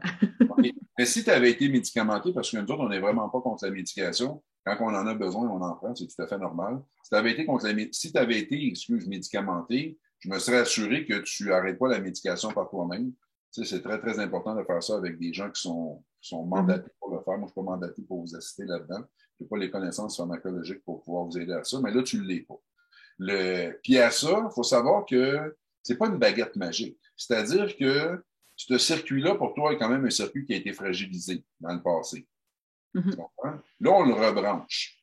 Je ne peux pas te garantir que si demain ton père avait un accident d'auto, qu'il se rentre la vie ou la mort, je ne peux pas te garantir que de façon momentanée, que tu ne viendrais pas anxieuse. Mais ça, c'est un peu normal. Ça le fait un peu à tout le monde. Là, tu pourrais retomber dans des vieilles tracks. Si jamais un jour il se produit quelque chose comme ça, qu'on n'est pas accessible pour n'importe quelle raison, déjà, tu peux aller sur notre chaîne YouTube, tu as plein d'informations, mais c'est important que tu refasses ta mise à jour parce que tu vas être capable de le faire toi-même. Si jamais à un moment donné, l'émotion aurait été trop forte et le circuit aurait sauté, tu vas être capable d'enlever toi-même le surstress puis de rebrancher toi-même le circuit si jamais ça l'arrive encore. OK. Que ça fait du sens, ça, pour toi. Oui. Est-ce que ça va aussi influencer, parce que mon plus vieux, il me ressemble comme 2 gouttes d'eau, là? C'est très, très rare que je vois les enfants. C'est-à-dire qu'en travaillant des parents, ça va faire ça fait automatiquement l'ouvrage. C'est d'ailleurs, quand on a fait la conférence parents-enfants samedi il y a quelques semaines, qui est basée sur le principe des fondements des lois biologiques, en fait, ce qu'on vous explique, c'est que vous, en tant que parent, vous pouvez régler l'ensemble des problématiques de vos enfants. OK. Vos enfants, dans 95% du temps, en fait, vivent des problématiques en lien avec vos surstress. Qu'à un moment donné, ça a été trop fort, puis vous n'avez pas le choix, vous avez besoin de continuer vos réalités. Les circuits disjonctent, mais au lieu que ce soit les vôtres, c'est souvent ceux de vos enfants pour vous maintenir le plus en vie possible. Donc, toi, tu l'as fait pour tes parents, puis là, ton enfant en a pris une partie pour toi. C'est entre autres ce qui fait que probablement que tu n'as pas eu besoin d'être médicamenté parce que ton enfant en a pris une partie pour toi. Là, mais quand tu solutionnes, en fait, tu solutionnes pour tout le monde. Souvent, dans bien, bien, bien des cas, tu n'as même pas besoin d'y en parler. OK. Tu constateras toi-même le résultat. Puis si jamais le résultat n'est pas satisfaisant, ben là, tu prends quelques minutes et tu lui expliques l'histoire. Tu lui expliques d'où est-ce que ça vient, comment est-ce que ça a été vécu quand tu étais jeune, puis comment est-ce que ta mère et ton père ont eu peur à cause de la réalité. Mais qu'aujourd'hui, tout ça est réglé, il n'y a plus aucun problème. S'il restait un petit quelque chose, ça va disparaître tout seul. OK. Est-ce Cool. que ça fait du sens pour toi, ça, Sophie? Oui. Cool, génial. Là, les autres, là, branchez-vous là, dans les prochaines affaires parce que vous allez la voir à un moment donné arriver, Sophie, là, capoter, puis dire c'est grave, ça va bien depuis ce temps-là. Puis là, ça, c'est un cas qui va vous appartenir. C'est pas un témoignage que vous attendez de l'extérieur, puis que, ouais, mais vous l'avez pas vraiment vu, puis là, celui-là, là, il va être le vôtre. Là. Ça va vous appartenir, tout ça. Donc, Sophie, je te remercie d'avoir participé à cette interaction live. Puis, Merci à toi. je te souhaite de bien apprécier tes résultats. Si jamais il y a quoi que ce soit, tu nous recontactes, mais je te dis, ça, c'est le genre de cas que ça me surprendrait bien gros qu'on ait besoin de reparler de ça dans notre vie. Parfait, merci. Ça fait plaisir. Donc, Marie-Lou, dis-moi, étant donné qu'on a une belle soirée, qu'on a encore plein de temps libre, est-ce qu'on a d'autres personnes qui veulent faire l'interaction ce soir? Oui, je veux juste rappeler aux gens que s'il y en a qui veulent qu'on les ajoute, là, je pige les gens au hasard, donc au non-hasard. La prochaine personne, ça va être Amélie Fleury. Puis si vous voulez que j'ajoute votre nom, n'hésitez pas à m'écrire dans le chat. Puis en passant, j'en profite pour vous rappeler que tout ça, ben, c'est du matériel par la suite qu'on redonne en possibilité que les gens puissent revisionner. Donc, ça a différentes formules, mais je veux quand même que vous le sachiez parce que nous, notre objectif, c'est de pouvoir produire du matériel. C'est pas juste d'aider une personne comme ça, c'est de pouvoir produire du matériel sur lequel les gens, par la suite, ils vont pouvoir se baser par eux-mêmes. L'objectif, c'est que les gens puissent venir sur notre chaîne YouTube au travers de tous les contenus qui sont là, qu'à un moment donné, ils peuvent faire leur propre travail. Sinon, on ne s'en sortira jamais. Hein. Il y a trop de demandes. Si on faut faire une interaction avec chaque personne, les listes d'attente, avant que je commence la formation sur les fondements qui est déposée sur le web, j'étais rendu à 1 an et demi d'attente pour qu'une personne puisse avoir une consultation. Ça faisait aucun sens. C'est pour ça qu'on a développé plein de structures pour rester accessible et disponible. Donc, la théorie, on l'a tout déposé sur une plateforme web pour pas que je sois obligé de la faire individuellement avec les gens. Puis, au niveau de la consultation, on fait beaucoup, beaucoup, beaucoup de groupes. Donc, d'ailleurs, régulièrement, on fait des soirées qui s'appellent les live experts, qui sont uniquement pour les gens qui sont sur la plateforme, parce que je donne pas de théorie, je me présente pas, je pars directement dans du décodage. Puis, on a développé là, cette année les thématiques. Là, on est à notre deuxième thématique. Donc, on va produire comme ça du matériel sur lesquels, par la suite, vous allez pouvoir dire à des gens que vous connaissez, allez-y sur la plateforme, c'est gratuit. Allez voir l'information. Si pour vous, elle fait du sens, puis ils sont capables de tout faire le travail par eux-mêmes, super génial. On vient de sauver ça comme temps. Puis si jamais il y a des cas qui sont plus compliqués, ben là, à ce moment-là, quand ils vont nous contacter, on va être disponible parce qu'on a libéré de l'espace. C'est ça qui est l'objectif. Donc, je travaille avec qui, la prochaine personne? Moi? Oui, Amélie. Oui. Je t'écoute. On s'est déjà rencontrés en individuel. OK. Plusieurs trucs, ça fait longtemps, là, ça fait au moins 2 ans. OK. Et on avait essayé de travailler un petit peu l'anxiété, mais puis j'avais compris de où ça venait. Moi, j'ai toujours été anxieuse là, depuis que je suis née, mais j'ai de la misère comme à l'intégrer dans ma vie, puis j'arrive pas à régler la problématique. Et est-ce que tu peux me rappeler ce qu'on avait soulevé? Oui, ben dans le fond, quand j'étais dans le ventre de ma mère, elle avait vraiment peur que sa mère elle meure. Elle était vraiment proche de sa mère puis tout ça. Puis finalement, elle avait survécu jusqu'à temps que j'ai 8 ans. Puis tout le monde avait mis comme le fait qu'elle avait survécu sur moi. Tu sais, ah mon Dieu, elle a survécu parce qu'elle voulait me voir puis tout ça. Fait que c'était comme miracle. Fait que c'est pas mal ça. Fait que ça avait comme amené plusieurs problématiques, là, l'anxiété, puis le fait que tu sais, je vivais comme pour les autres, puis tout ça. Puis il y avait eu d'autres événements aussi que j'ai fait face à, mettons, la peur de la mort par la suite qui a comme rendu ça encore pire, mon anxiété. Qu'est-ce que tu veux dire? Peux-tu me donner une info là-dessus? Ben certains, ben plusieurs événements là. Il y a eu beaucoup de suicides dans ma famille, mon grand-père, mon oncle, mon parrain aussi. Puis c'est comme si tout le monde le sentait avant que ça arrive. Tu sais, ma mère, elle s'en allait chercher son père, elle savait que son père il était mort. Puis ben, quand j'étais plus jeune, il m'était arrivé la même chose avec un chum à moi. Dans le fond, mon premier chum, il s'était suicidé, puis je le savais quand c'est arrivé. Fait que j'ai eu peur de la mort, là, tu sais, à ce moment-là. Ça, on ne l'avait pas travaillé. Quand tu dis que tu m'as consulté, on n'a pas travaillé ces réalités-là, je pense. On les avait travaillées.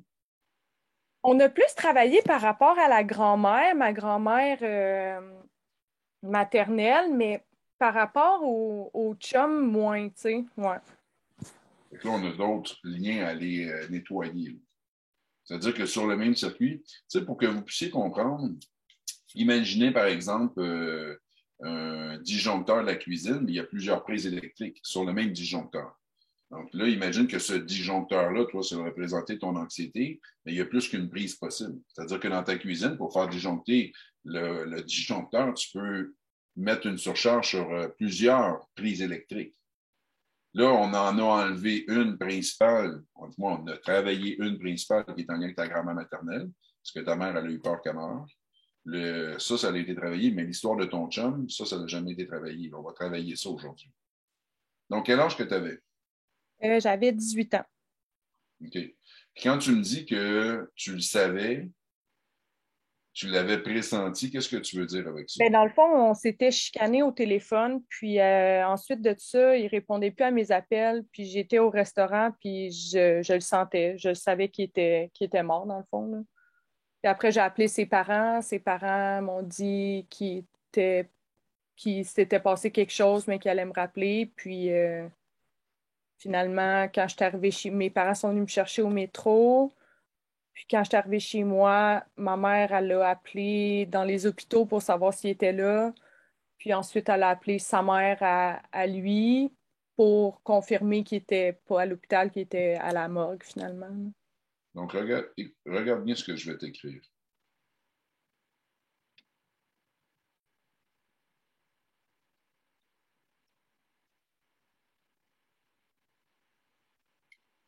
Est-ce que tu es d'accord avec moi? Oui, j'ai travaillé beaucoup là-dessus dans les dernières années, comme avec les lois biologiques, j'ai compris que c'était pas ma responsabilité, mais je trouve ça difficile quand même, étant donné aussi le, Relis juste d'une phrase. Redis-le-moi juste d'une phrase, parce que tu as eu un trémolo dans ta voix. Je ne sais pas si tu l'as senti. Redis-moi, repars-le-moi ta phrase que tu viens de dire.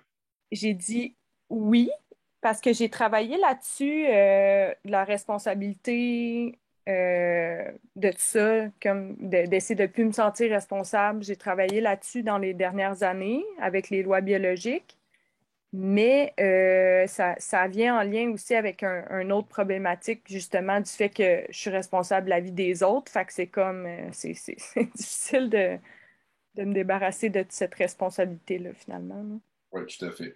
Maintenant, si tu reviens encore juste un peu, tantôt, l'émotion que tu as eue quand tu as commencé à me le dire, est-ce que tu l'as senti, cette émotion-là? Oui. Puis, si tu essayais de me la nommer, tu me la nommerais comment? Qu'est-ce que tu me dirais qui était cette émotion-là? Euh,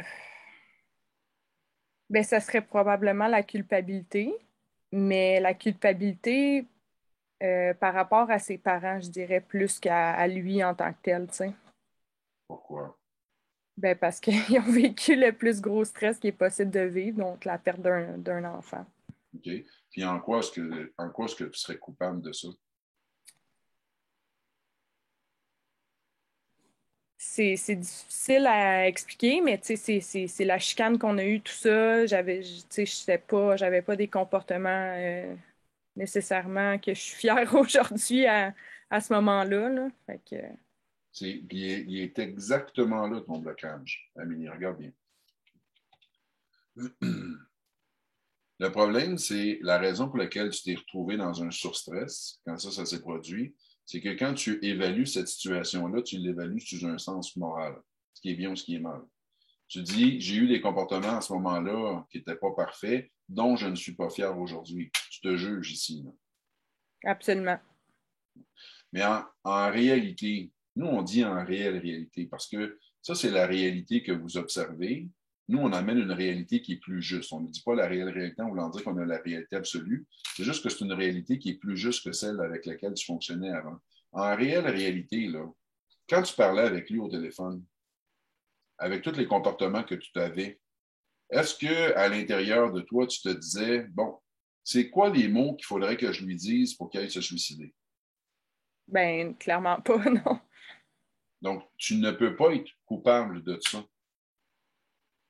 Peu importe les comportements que tu avais, Amélie, en tant que jeune fille de 18 ans, en aucun moment, tu te disais, je vais faire quelque chose pour faire en sorte qu'il se suicide et en plus, pour m'assurer que ses parents vivent le plus grand stress qu'ils peuvent vivre, c'est-à-dire perdre un enfant dans un suicide. Est-ce qu'il y a un once de toi qui s'est dit ça?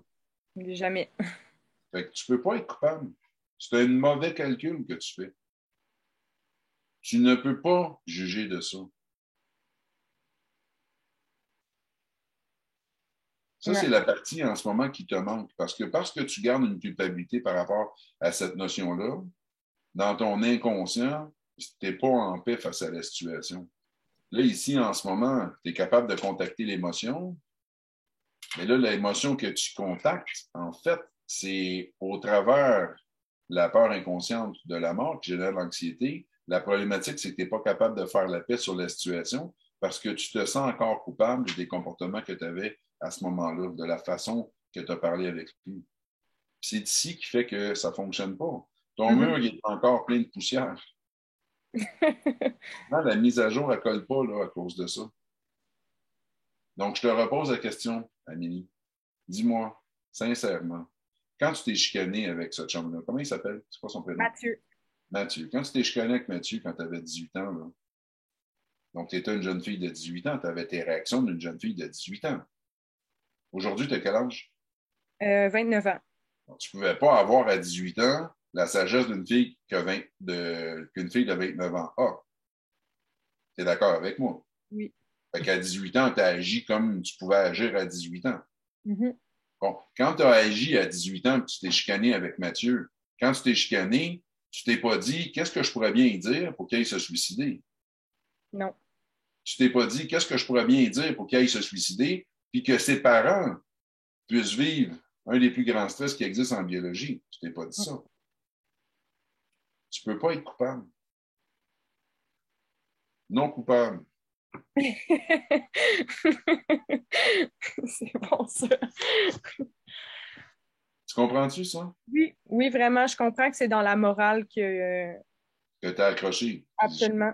Je vous le dis constamment, c'est la morale qui vous rend malade.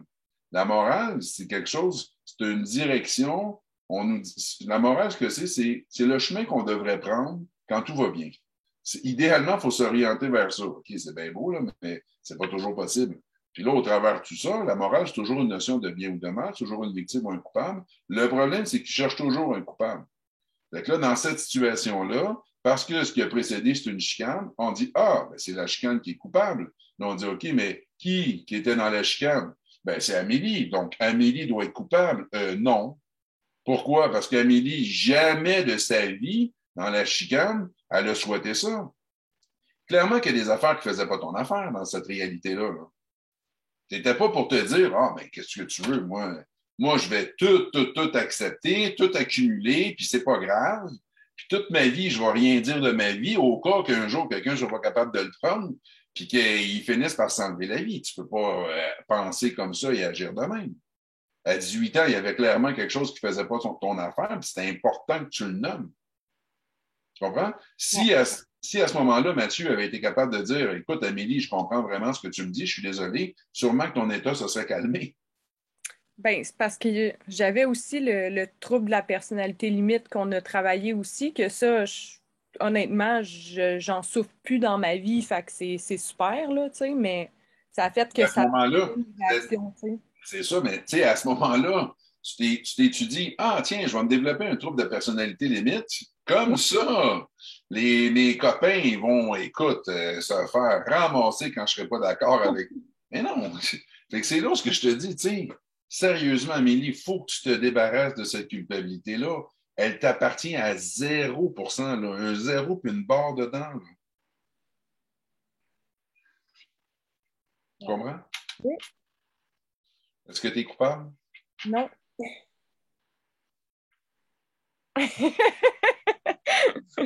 À 0%. Non coupable.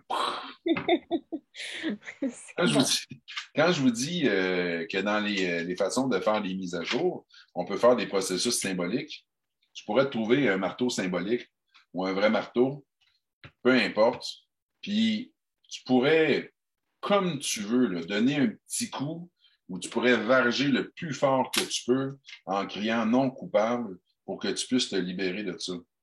Tiens, Amélie, sérieusement, là, ça n'a aucun sens qu'aujourd'hui, à 29 ans, 11 ans plus tard, que tu vives encore, tu es encore plein de l'anxiété face à une situation que tu n'as jamais souhaitée de ta vie. Effectivement. Donc, j'ai l'impression que c'est le gros morceau qui te manquait là, dans ton histoire. Fait que Oui. ce que je te propose, c'est intègre ça, puis après ça, on va constater du résultat. Si le résultat n'est pas à 100%, tu reviens nous voir. Là. Il n'y a aucune raison qu'il te reste de l'anxiété. Zéro. S'il t'en reste, c'est quoi? Soit parce que l'acceptation n'a pas été faite à 100%, soit qu'on aura un autre lien à travailler. Tu vois, là, aujourd'hui, on a travaillé un autre lien qu'on n'avait pas fait la première fois, parce qu'il fallait d'abord intégrer toute la notion de la peur que ta mère avait eue par rapport à sa mère. Donc, dernière chose que j'aimerais clarifier. Dans ton inconscient, dans ton projet de sens, il y a un code qui s'est installé où ce qu'effectivement, c'est comme si toi, tu es responsable de la vie que les gens restent en vie. Ça, là, Amélie, là, il faut que tu reprogrammes ça. C'est ben trop lourd comme programme. Ouais, tu sais, là. Si tant qu'à faire, appelle-toi Jésus. Non, mais tu sais, rendu là, ben, rebaptise-toi, puis va voir Jean-Baptiste, va dans n'importe quelle église, puis baptisez-moi Jésus. Moi, c'est moi qui est responsable de la vie des gens, tu sais. Ça fait aucun sens, là. Fait que cette réalité-là aussi, c'est important que tu la réécrives. C'est important que tu comprennes dans l'histoire d'abord, tu comprends très bien d'où est-ce que ça vient, mais pour faire la paix avec la situation, il faut vraiment que tu sois capable de comprendre que qu'est-ce que tu veux. Les gens n'ont pas d'outils, ils se basent sur n'importe quoi pour essayer de trouver de l'espoir. Puis là, ben, toi, tu es devenu l'espoir de ta grand-mère, puis là, ta mère était donc heureuse que tu sois l'espoir de ta grand-mère. Là, à cause de ça, ça l'a mis un code, je m'excuse d'être gras, mais de marde, parce que c'est ben trop pesant à porter dans la vie. Fait que là, il faut vraiment que tu comprennes qu'est-ce qui s'est passé, puis tu gardes correct. Il y avait besoin de quelqu'un, de quelque chose pour trouver de l'espoir en quelque part. Ils m'ont utilisé, c'est parfait, pas de trouble, ils m'avaient utilisé pendant tout ce temps-là, mais là, moi, je change ça, là. Cette année, là. 29 ans, là, j'ai assez donné. Moi, je ne suis pas responsable de la vie à personne. Puis quand tu refais ta mise à jour, tu mets ça très clair, que ce soit dans une phrase de reprogrammation, que ce soit dans un mantra, que ce soit dans une réécriture de l'histoire ou dans un processus symbolique. Si jamais tu as besoin d'aide, tu ne gênes pas, tu viens nous voir, mais tu mets ça très clair qu'à partir de maintenant, c'est à ça que ça ressemble, une phrase de reprogrammation, à partir de maintenant, je ne suis pas responsable de la vie des gens. Ouais. Je suis responsable de la mienne, that's it. Je ne vous la mets pas sur les épaules, la mienne, fait que mettez pas en vôtre sur mes épaules à moi. Moi, je vais m'occuper de la mienne, occupez-vous de la vôtre. Ça finit là. Ça fait-tu du sens? Oui, absolument. Génial. Je te souhaite une belle intégration. Ben, merci. Ça fait plaisir. Donc, Marie-Lou, est-ce qu'on a d'autres personnes? Il nous reste encore une belle grosse demi-heure pour pouvoir aider du monde ou est-ce qu'on est Super, tu es très efficace ce soir. Donc, la troisième personne qui a été pigée, Judith Pellerin. Judith.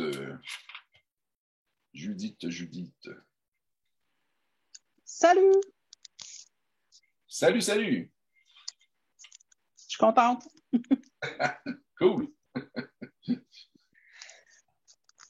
Ben, écoute, moi, c'est problématique d'anxiété de performance au travail et à la maison. J'ai toujours peur de ne pas être à la hauteur, peu importe ce que je fais, puis même si je sais consciemment que je ne suis pas poche nulle part. Là, ça prend des proportions un peu trop importantes. Ça fait combien de temps, Judith, que c'est comme ça? Ben, j'ai toujours été de nature anxieuse dans la vie, là, depuis quand même très longtemps, même à l'âge scolaire et tout ça. Mais là, ça s'amplifie, je te dirais, depuis 2-3 ans peut-être. Donc, augmentation, fois 2. Voilà. Parfait. Donc, laisse-moi juste partager ça ici. On va faire ça ensemble. Donc, étant donné que ton anxiété a commencé depuis toujours, on va d'abord aller dans ton projet de sens lorsqu'il y a eu le transfert de données. Donc, ici, c'est ton père. Ici, c'est ta mère. Toi, tu es la combienième là-dedans? La troisième. Ben, en fait, la première née, mais il y a eu 2 fausses couches avant moi. Donc, ici, une fausse couche. Ici, une fausse couche. Puis ici, il y a toi. Donc, le sujet principal, on le met toujours dans un carré. Vous avez compris que les filles, c'est des cercles, les hommes, c'est des triangles. Donc, 2 fausses couches avant, puis 3 par la suite. Est-ce que tu sais si tu es désiré? C'est-à-dire, est-ce qu'il avait planifié avoir un enfant, puis est-ce que tu étais conçu à l'intérieur de cette planification-là? Absolument. Parfait. Est-ce que tu sais si les 2 fausses couches étaient désirées? Oui. Pas désiré perdre l'enfant, mais est-ce que tu sais s'il désirait avoir un enfant? Oui, qui désirait avoir un enfant. Pour ma mère, c'est certain, en tout cas. Ça, c'est clair. Parfait. Donc, d'après moi, ce qui me semble assez évident, c'est que ta mère, elle ne se sentait pas performante parce qu'elle avait l'impression qu'elle n'était pas capable de garder ses enfants. Mm-hmm. Puis là, ben, tu sais, sérieusement, les femmes, vous avez tout un cerveau, vous autres. Je dis qu'il y a de la pression, vous en mettez pas à peu près. C'est assez impressionnant. Puis ce qui se produit, c'est que dans l'inconscient d'une femme, c'est pas tout à fait structuré comme l'inconscient d'un homme, même que c'est assez différent. Mais dans l'inconscient d'une femme, à partir du moment qu'elle a conçu un enfant, là, la programmation de survie oblige que la femme garde cet enfant-là en vie jusqu'à la puberté. C'est ça sa fonction. S'occuper de l'enfant, de sécuriser, le protéger à l'intérieur de la maison, jusqu'à temps qu'il soit à la puberté. Fait que ta mère, quand elle tombe enceinte, elle le désire, là, son premier enfant. Fait que là, le programme, il s'enclenche. C'est un programme de survie de l'espèce. Là. C'est programme numéro 1 à ce moment-là. Ce qui passe en tête, c'est toujours ça. Là, à un moment donné, qu'est-ce qui se produit? Fausse couche. Là, elle dit, oups, qu'est-ce que j'ai fait de pas correct? C'est sûr à 100% qu'elle se pose 1 million de questions. Qu'est-ce que j'ai fait de pas correct? C'est une phrase que ma mère dit presque quotidiennement. Hein. Exactement. Elle est rendue à 71 ans, puis elle nomme encore ça à chaque jour de sa vie. Ça, là, c'est à cause de cette situation-là. Son circuit a disjoncté. Elle, quand elle a fait sa première fausse couche, son cerveau était obligé de se poser des questions pour essayer de comprendre. Elle n'arrivait pas à trouver ses réponses. Fait qu'elle est tombée en surstress. C'est là qu'il y a un breaker qui saute. Là, elle se dit, mais qu'est-ce que j'ai fait de pas correct? C'est-tu ce que j'ai mangé? C'est-tu parce que j'ai pas pris d'acide folique?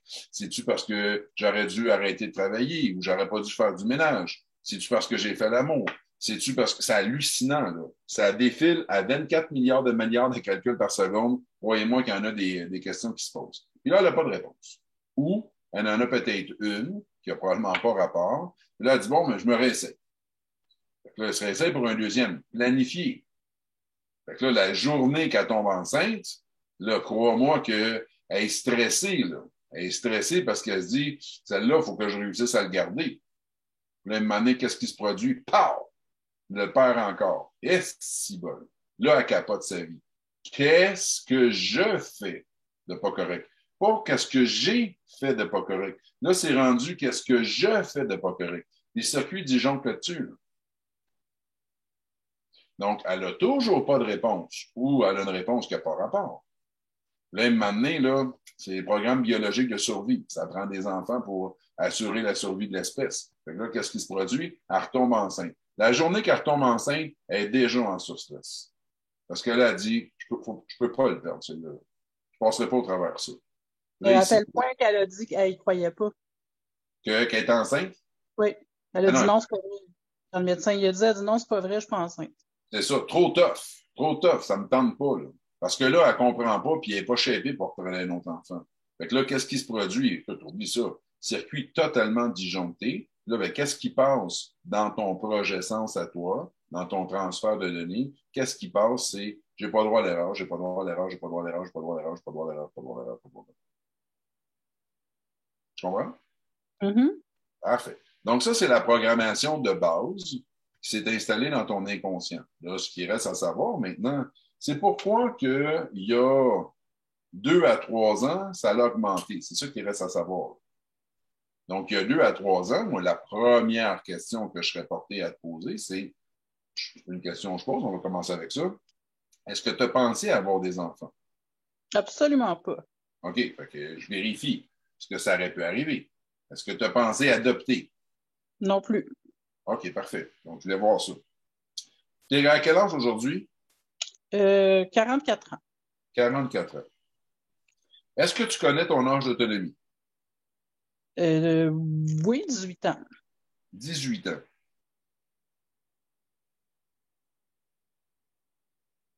OK. Est-ce que tu sais, ta mère, avec quel âge quand elle est tombée enceinte de toi? 26 ans. 26. Ou 27. 26, je pense qu'elle a accouché à 27, fait que 26. Donc, ici, elle avait 26 ans. Est-ce que tu sais, elle avait quel âge dans les fausses couches?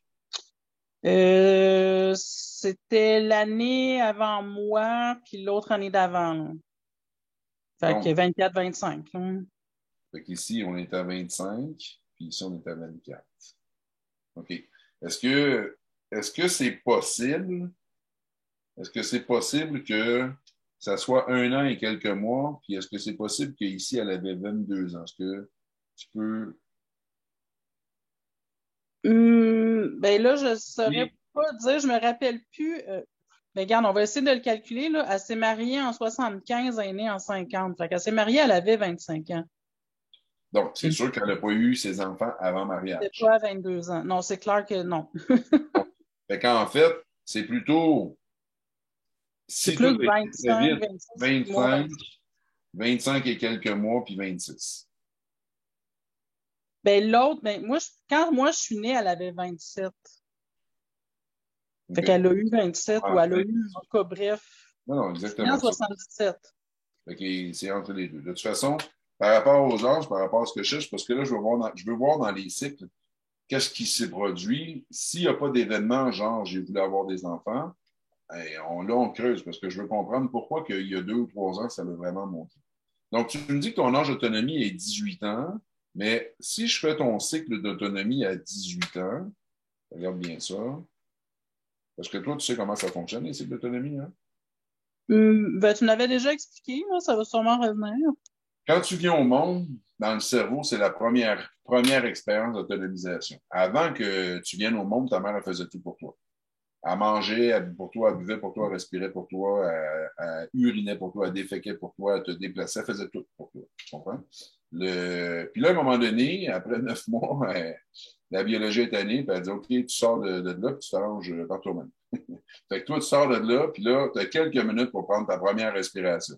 Si tu le fais pas, si tu dis, moi, ça me tente pas, je veux que ce soit vraiment qui le fait, c'est fini. Tu meurs là. Fait que tu comprends vite que tu es mieux de respirer. Ton cerveau, il saisit assez rapidement, j'ai plus d'oxygène, il faut que ça rentre. Fait que, première expérience d'autonomisation. Aussitôt que tu as commencé à respirer, il dit, oh, c'est bon, il y a un autre problème qui s'en vient, je vais avoir faim dans pas long, faut que je trouve un sein. Fait que là, tu cherches le sein, tu cherches le sein, tu cherches le sein. Une fois que tu as de quoi dans la bouche, Le réflexe que tu vas devoir faire par toi-même, c'est têter. Parce que si tu ne têtes pas, tu ne mangeras pas. C'est toi qui le fais, là. Une fois que tu as la bouche pleine de liquide, il va falloir que tu l'avales. Il n'y a personne qui peut avaler pour toi. Tu n'as jamais fait ça de ta vie. Donc, tout ça, c'est une grande expérience qui se cadre dans l'autonomie. Première expérience d'autonomisation. Donc, à ce moment-là, il y a une borne d'entrée qui se fait dans un cycle dans l'inconscient. Donc, ici, c'est l'âge zéro. Jusqu'à temps, ce cycle-là se poursuit jusqu'à temps qu'on revit une expérience d'autonomisation.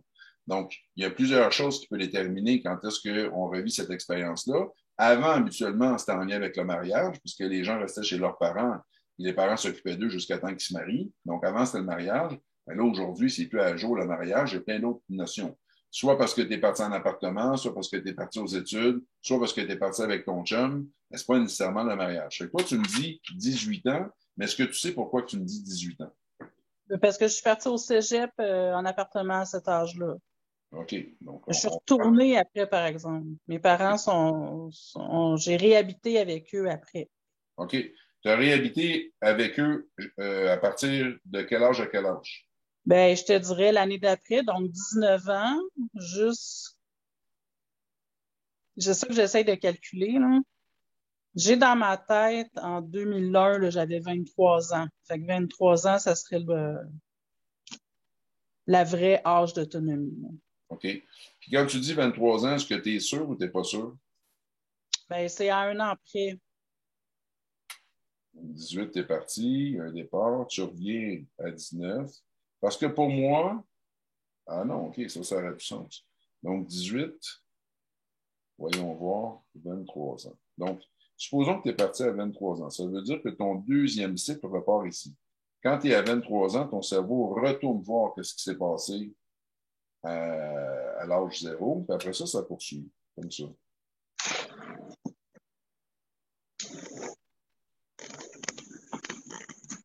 Jusqu'à 40. 44 ans, puis ça a commencé à 42 ans. On va calculer, voir avec 18 ans ce que ça donne.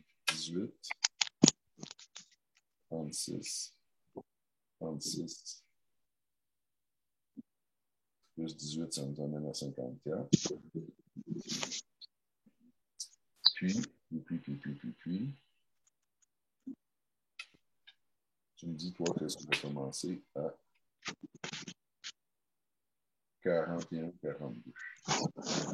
Ça ne code pas avec ce cycle-là. Parce que ce qui ferait. Mais peut-être que mon 2-3 ans n'est pas réel non plus, là. Parce que ce qui ferait du sens, c'est si ton cycle d'autonomie était de 22 ans. On est proche, mais je t'explique toujours bien pour que tu comprennes l'histoire. Mettons que c'est 0,22. Quand tu recommences à 22, ah non, même pas. Je vais voir, 22, 44. Au 44, tu retournes dans ton cycle d'autonomie. Fait qu'il y a un délai, là. Laisse-moi juste le vérifier. C'est drôle, t'es rendu à l'envers. Laisse-moi le vérifier dans l'histoire. Ici, ça veut dire que il faudrait que ça représente, que ce soit ton cycle d'autonomie, il faudrait qu'ici, ça soit 41, 42 ans. On va le mettre à 42 puis ça sera plus simple à calculer. 42 divisé par 2, ça nous fait 21 ans. 21 ans. 21 ans, 42. Donc, ça veut dire que ici, 41, c'est entre 20 ans et demi puis 21 ans. Donc, je veux repasser cette information-là, OK, pour voir. Si à 18 ans, tu es parti au cégep. Quand tu es parti au cégep, étais-tu dans ta ville ou pas dans ta ville? Pas dans ma ville. C'était où par rapport à. Ben, c'était à Tes une parents heure. restaient où, puis toi, t'es resté? Hein? Tes parents restaient où, puis toi, t'es parti où?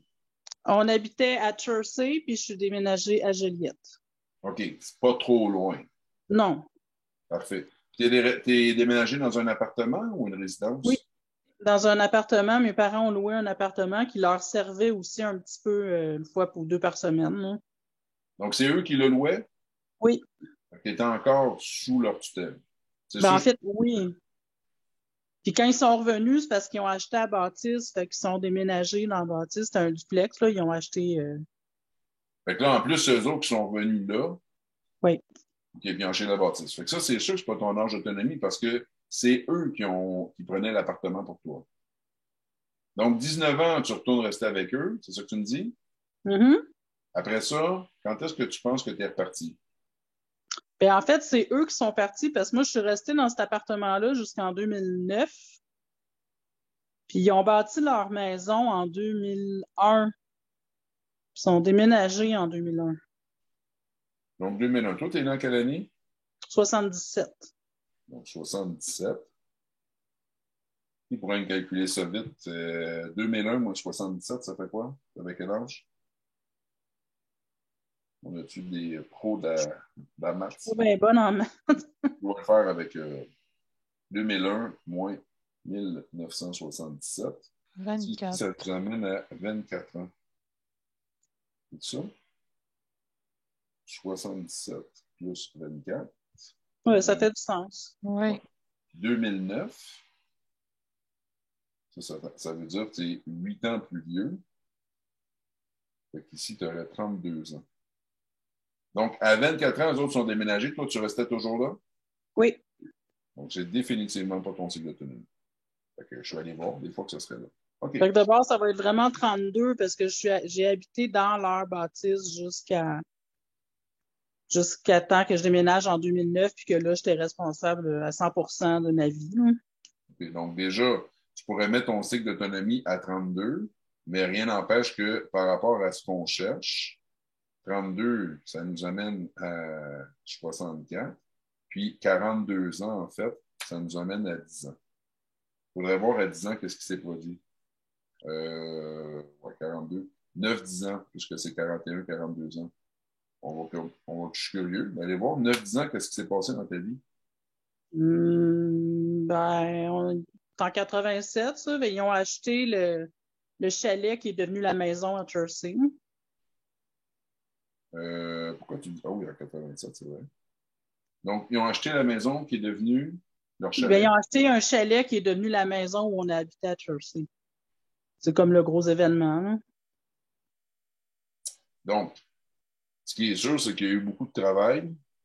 Oui. Puis, ils ont construit leur maison. Fait qu'on a déjà 2 symboles en lien avec la situation. Ils ont acheté, ils ont eu des rénaux à faire ou... Tout. Ils ont acheté le chalet. C'est un chalet qui avait passé au feu, partiellement. Puis ils ont rebâti à neuf sur la base qu'il y avait déjà là. Ça commence à faire beaucoup de sens. Ils ont rebâti à neuf. Quand tu dis ils ont rebâti, ils ont engagé des gens, des sous-traitants, ou ton père, il travaillait de leurs propres mains? Un peu des deux. Ils ont engagé pour les grosses affaires comme faire le toit, les solages et ces trucs-là. Puis mon père a fini l'intérieur. Il a travaillé, il a toujours travaillé sur ses maisons. Okay. Est-ce que tu serais d'accord pour dire qu'ils ont eu une notion de performance intense quand ils ont fait cette situation-là? Ben oui, il fallait que la maison soit sécuritaire pour la famille. Okay. Est-ce qu'ils se sont dit, bon, c'est pas grave, on fait ça simplement, de toute façon, c'est juste pour habiter là quelques années, puis ou s'ils se sont dit, non, il faut faire ça vraiment correctement? Moi, je pense qu'ils ont voulu faire quelque chose de beau. Là. Ma mère, c'était son rêve d'avoir une maison. C'était la première fois qu'il y en avait une à eux. Fait que je pense qu'ils avaient vraiment envie que ce soit à leur goût et bien fait. Parce que ça vient dans la même notion. Tu sais, ta mère, quand elle essayait d'avoir un enfant, ce qu'elle fait, c'est qu'elle construit son nid. En biologie, c'est comme ça qu'on appelle ça. Parce que la biologie, en fait, c'est tout ce qui est à l'extérieur. Les animaux, les végétaux, tu comprends la nature, comment elle fonctionne. Là, qu'est-ce qu'elle fait, c'est qu'elle construit son nid. Là, déjà, elle a de façon précoce, une fois qu'elle s'est mariée, elle a tout de suite essayé de rentrer des enfants. Elle n'avait pas encore de maison vraiment, elle. Elle a dit, j'attends pas après ça. Tout de suite, j'ai mes enfants. Je loue ou peu importe. Là, quand toi, tu as finalement 10 ans, là, elle dit, je suis prête à construire notre nid. Tu comprends? Ça rentre dans la même tonalité qu'on était tout à l'heure, parce que tu le saisis bien, ça. Mm-hmm. Là, avec ce cycle-là, ça fit très, très bien, là, parce que, je te ramène ici, si finalement ton âge d'autonomie, c'est 32 ans, donc à 32 ans, ton cerveau va voir qu'est-ce qui s'est passé à la première expérience, puis après ça, il poursuit. À 33, il va voir qu'est-ce qui s'est passé il y a 1 an. À 34, il va voir qu'est-ce qui s'est passé à 2 ans, et ainsi de suite, jusqu'à 42. En fait, il le fait à chaque jour. Il n'attend pas à chaque année, il le fait à chaque jour. Puis quand tu arrives les alentours de 42 ans, et ils repassent la mémoire d'à peu près 10 ans, où est-ce qu'ils ont fait cette construction-là? Là, tout d'un coup, ce qui se produit, c'est que quand ton cerveau repasse ces mémoires-là, tu tombes dans une anxiété de performance qui part du début, ce qu'on a expliqué tout à l'heure, mais que là, tout d'un coup, au niveau du travail, dans la notion de la maison, toi, c'est comme si tu étais en train, en ce moment, de te construire ton premier nid avec toute l'intensité que tes parents auraient fait. Il y a déjà 2 ou 3 ans. Ça colle avec la situation actuelle, là. Parce que je suis déménagée avec ma partenaire de vie il y a 2 mois. Et voilà. Puis là, tu te sens comment dans ce déménagement-là? Ben, je veux que ce soit super parfait, fait que c'est hyper anxiogène. Exactement. Exactement comme cette période-là. Donc, mais pourquoi? Je te rappelle pourquoi. Ça, c'est ce qu'on appelle un conflit déclenchant. En fait, ça fait augmenter l'histoire. Mais tout ça pourquoi? Rappelle-toi. Tout ça pourquoi? Parce que dans ton projet sens, tu as été construit, ton inconscient, ton ordinateur a été construit sur mais qu'est-ce que je fais de pas correct, qu'est-ce que je fais de pas correct. Là, il flippait sa vie tellement qu'à la limite, elle ne voulait même pas être enceinte. Elle ne voulait pas y croire tellement que c'était épeurant.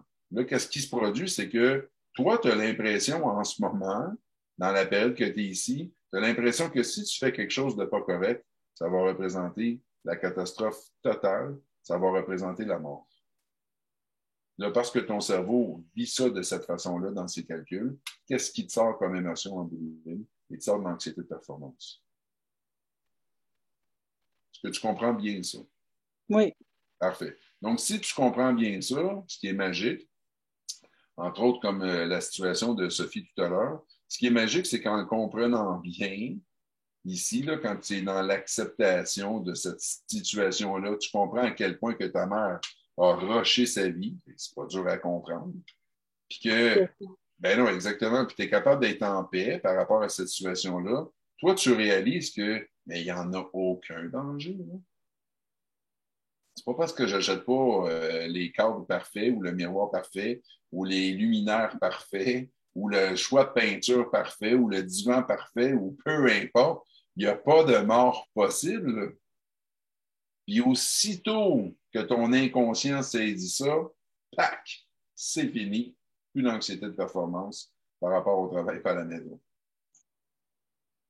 J'ai hâte d'aller travailler demain. Ben oui! Il faut vraiment que vous compreniez que lui, il roule à 24 milliards de calculs par seconde. Il fait ses calculs. Je vais juste attendre. Il fait ses calculs.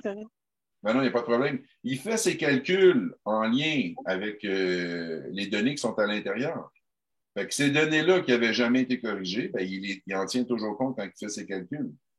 La même chose qui s'est produit quand tes parents avaient 10 ans. Tout le stress qu'ils ont vécu, bien entendu, vous vous rappelez comment ça fonctionne. Tout le stress qui est trop fort pour les parents, c'est l'enfant qui prend ça.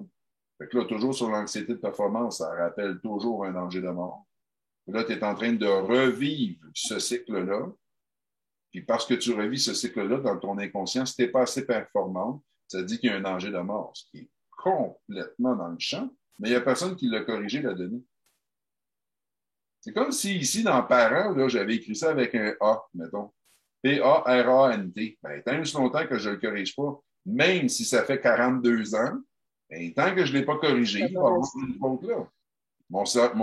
Même, je vais le transférer d'ordinateur à ordinateur, va toujours avoir la même faute jusqu'à temps que je le change. Fait que toi, il n'y a personne qui avait pris la donnée pour la corriger. Fait que ça donnait toujours la même problématique. Mais là, ça, c'est des choses qui se solutionnent simplement parce qu'il n'y en a plus de danger de mort, même au travail ou même à la maison, avec ce que tu es en train de faire. Aussitôt que tu le saisis bien, c'est fini.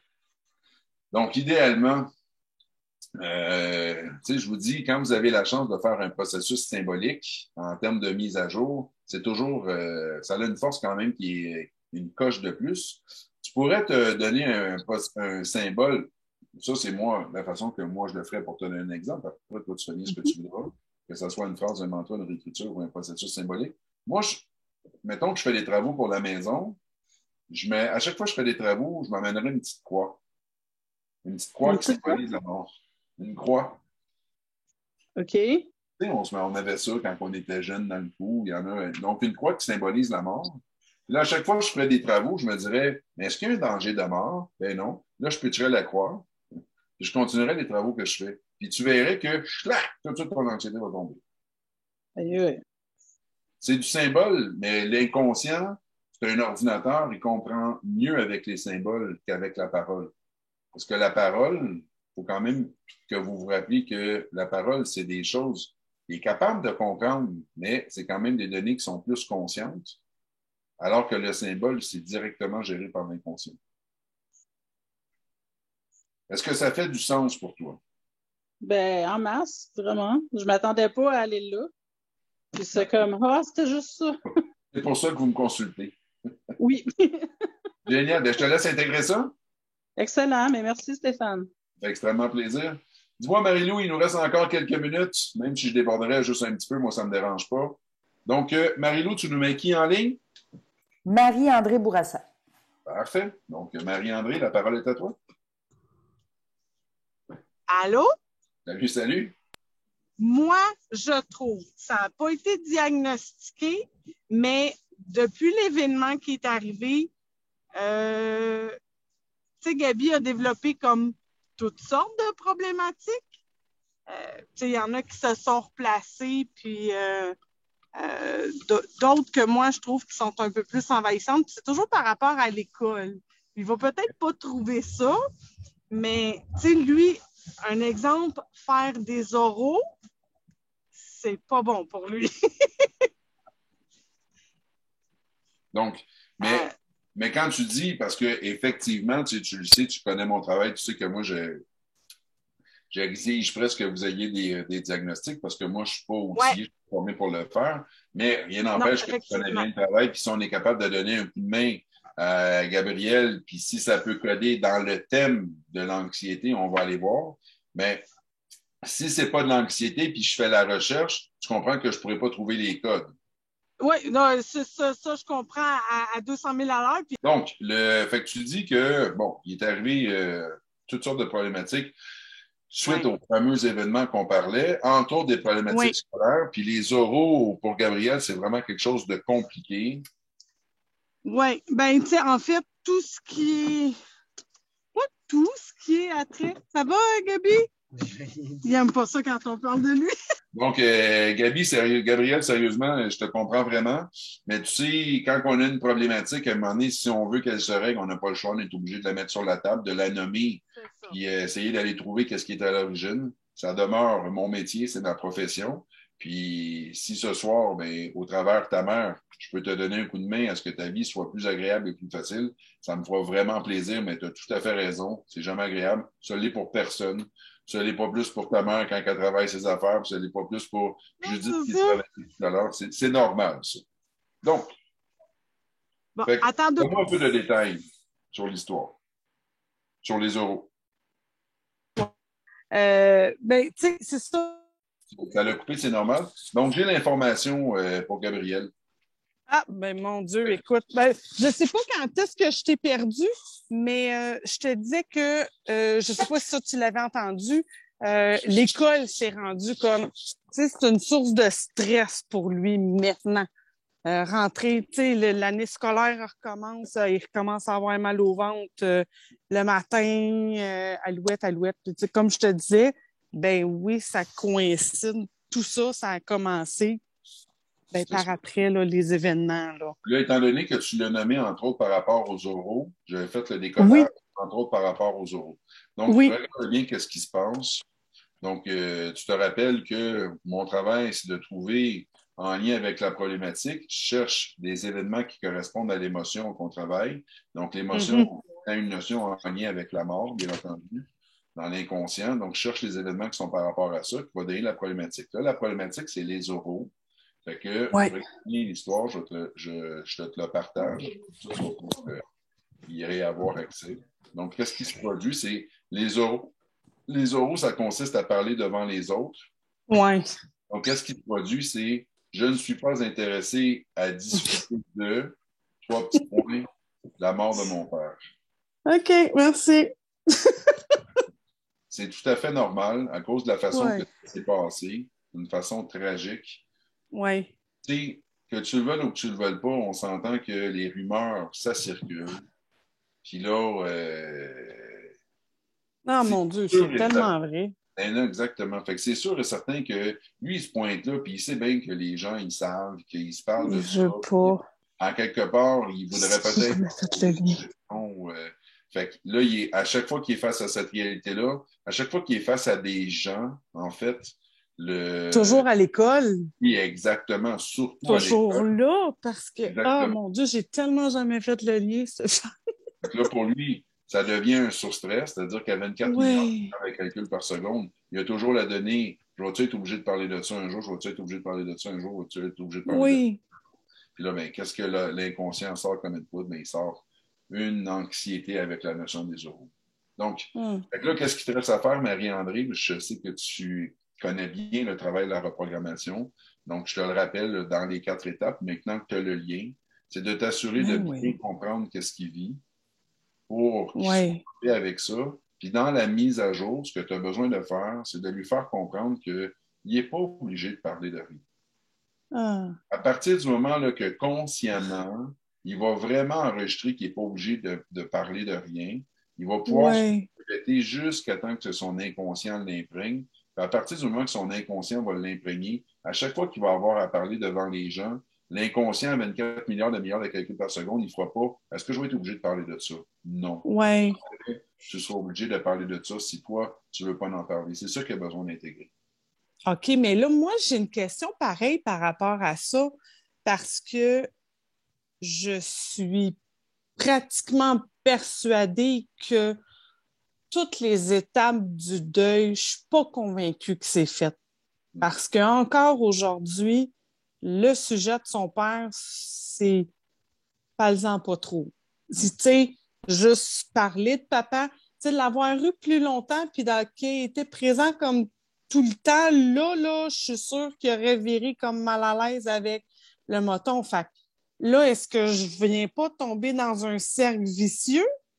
Dans le sens de dire, non, tu ne seras jamais obligé de toujours en parler, fine. Tu comprends-tu ce que je veux dire? Je comprends très, très bien. OK. Mais ce que je te rappelle, c'est qu'en loi biologique, la façon qu'on travaille, on travaille toujours avec la responsabilité. C'est-à-dire que là, c'est toi qui me poses la question. Tu es supposé te responsabiliser, puis tu es supposé de comprendre que ça vient de ton inconscient. C'est-à-dire que quand tu me poses la question pour ton fils, en réalité, c'est un punch qui, toi, est peut-être encore trop difficile, puis que ton fils doit prendre pour toi, pour que toi, tu restes. Dans l'histoire, il faudrait que tu ailles voir pour quelle raison que tu as encore un bug par rapport à ça. Puis il faudrait que toi aussi, tu enregistres que tu n'es pas obligé de parler de ça avec les gens. Oui. OK. Vois-tu, ça non plus, je n'avais pas... En même temps, ce qui se produit, c'est toujours le même problème, c'est que vous êtes toujours pris avec le sens moral. Là, dans la mort tragique de ton ex-mari, dans cette mort tragique-là, il y a une notion de jugement que tu as peut-être encore un petit peu de misère à te défendre. Donc, c'est peut-être un peu comme, je crois, Amélie tout à l'heure qui nous parlait. C'est peut-être un peu comme cette histoire-là où il reste peut-être une culpabilité en arrière. Il n'y a pas sa raison d'être. De la culpabilité, j'en ai pas. Mais ce que j'ai... Hein? Non, j'en ai pas consciemment, mais je sais, là où je pourrais avoir un bug, c'est que, tu sais, suite aux événements, ses parents, son père m'a serré la main quand on a enterré ses cendres, puis il dit « ça s'arrête là pour nous ». Puis ça fait peut-être 2-3 fois, là, dernièrement, que mes enfants parlent à leurs grands-parents. Mais pourquoi ils ont dit ça? Pourquoi ils ont dit « ça s'arrête là pour nous ». Pourquoi ils ont fait ça? Parce que c'est de ma faute. Voilà. Eux autres me perçoivent comme ça. Non, c'est ça. Mais là, le problème, c'est que parce qu'eux autres le perçoivent, ils te le font sentir. Parce qu'ils te le font sentir, malheureusement, tu te retrouves dans une surcharge. Ben, mes enfants le ressentent aussi, parce que mon plus vieux l'a même déjà dit. Je comprends pas. C'est ça. Fait que c'est là, dans l'histoire, Marie-André, peut-être la partie qui te manque, c'est de comprendre qu'eux autres aussi ont vécu un surstress. Oui. Ça, tu es capable de le comprendre. Maintenant, ce qui est important de comprendre, c'est malheureusement, de la façon qu'on nous a éduqués, avec le sens moral, ça prend toujours une victime ou un coupable. Oui. Là, dans la réalité, en lien avec la situation, que peut-être qu'entre vous deux, c'était pas parfait à ce moment-là, bien, fort probablement que eux autres, dans leur façon conventionnelle, ils ont besoin de trouver c'est qui le coupable ou la coupable. Tout à fait. Là, mais ils ont besoin, pour essayer de trouver une solution ici, parce que c'est insupportable, mais là, malheureusement, ils te mettent peut-être comme étant la responsable pour qu'ils puissent trouver une solution. Oui. Ce que je te propose, c'est ça. Puis là, ce que ça fait, c'est ça maintient une friction entre vous deux tout le temps. Oui.